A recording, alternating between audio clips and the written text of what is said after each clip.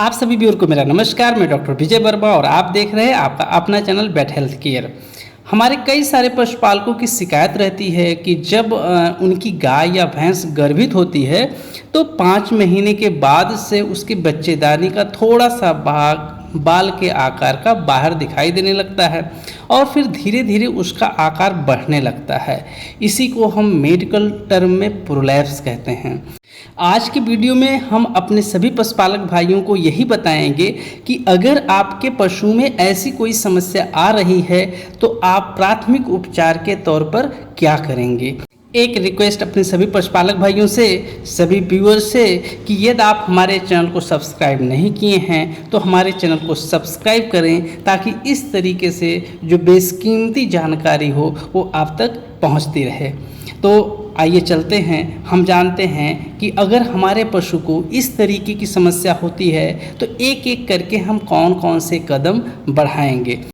तो जैसे ही आप अपने पशुओं में ऐसी समस्या देखें तो सर्वप्रथम आधा बाल्टी ठंडा पानी लेकर के उसमें 2 चम्मच नमक डाल दीजिए और उस नमक को प्रॉपर्ली मिला दीजिए और फिर साफ हाथ से बढ़िया से उस प्रोलैप्स मांस को धुल दीजिए। धुलने के बाद कोई साफ सुथरा कपड़ा लेकर के और उस कपड़े की सहायता से उस प्रोलैप्स मांस को अंदर की तरफ धक्का दे करके अंदर पहुंचा दीजिए। बेहतर ये रहेगा कि अगर आपके पशु में जैसे ही पहली बार आप प्रोलैप्स मांस देखें कि बाहर गेंद के आकार का दिखाई दे रहा है तो बाजार से जा करके लाल दवा ले आएं। जब भी वो प्रोलैप्स मांस दोबारा से दिखाई दे तो जो हम नमक का घोल बना करके उससे धुल रहे हैं उससे बेहतर रहेगा कि आधा बाल्टी पानी में आधी चुटकी लाल दवा को मिला करके और उस बने हुए सलूशन से इस प्रोलैप्स मांस को धुल करके और फिर उसको अंदर कर दें।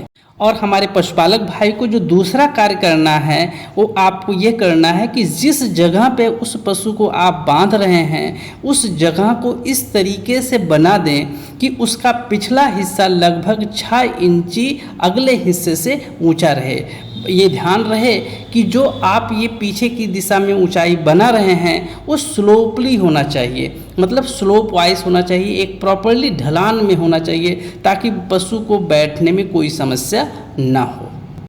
इसके बाद हमारे पशुपालक भाई को जो तीसरा काम करना है वो ये कि जैसे पहली बार दिखाई दे सारा चीज़ साफ करके अंदर कर दें। उसके बाद बाज़ार जा कर के किसी अच्छी कंपनी का मिनरल मिक्सचर्स ले आवें और जो मिनरल मिक्सचर्स आप लाए हैं उसका 50 से 60 ग्राम मात्रा प्रतिदिन देना सुनिश्चित करें और साथ में 150 ग्राम अगर आपको गुड़ उपलब्ध हो जाए तो उसको भी देना सुनिश्चित करें। ये हमारे पशुपालक को उस पशु को इसलिए देना होता है क्योंकि कई बार जो प्रोलैप्स का कारण होता है उसके शरीर में प्रॉपर कैल्शियम की कमी हो जाती है, उसकी वजह से प्रोलैप्स होता है। तो अगर कैल्शियम की कमी से ये समस्या आ रही होगी तो उसका निदान हो जाएगा। इसके साथ साथ जो आपको चौथा काम करना है वो ये करना है कि अपने पशु को जो आप सूखा चारा के रूप में चाहे भूसा दे रहे हो या पुआल दे रहे हो उसकी मात्रा कम कर दें, साथ में बरसीम की मात्रा भी आप कम कर दें।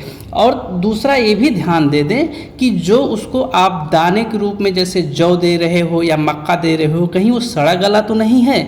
अगर सड़ा गला आप ये दे रहे हैं तो उसको भी बंद कर दें।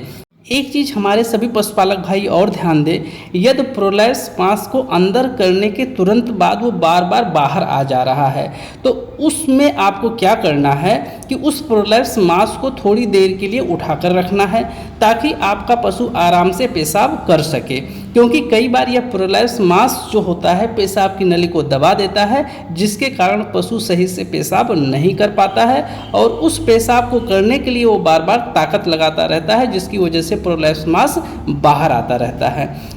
और अंतिम जो सबसे महत्वपूर्ण बात है वो ये है कि अगर इतना सब करने के बाद भी अगर आपका पशु सही नहीं हो रहा है तो आप अपने निकटतम किसी भी पशु अस्पताल पर जा कर के जो रजिस्टर्ड पशु चिकित्सक हो, चाहे वो सरकारी हो चाहे वो प्राइवेट हो, उनको दिखा करके उसका प्रॉपर इलाज करावें। फिर मिलेंगे किसी और दिन किसी और वीडियो के साथ। तब तक आप सभी व्यूअर का बहुत बहुत धन्यवाद। जय हिंद, जय भारत।